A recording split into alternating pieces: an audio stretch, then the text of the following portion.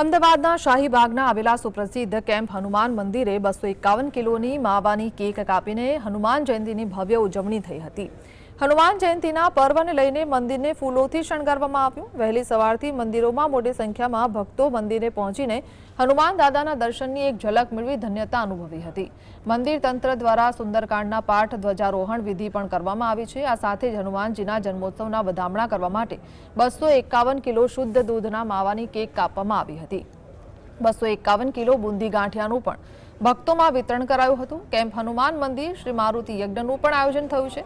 શ્રદ્ધાળુઓની સુવિધા માટે અને ભીડને પહોંચી વળવા માટે આર્મીની વિશેષ પરવાનગી મેળવીને રાત્રે 12:15 દર્શન ચાલુ રાખવામાં આવ્યા છે।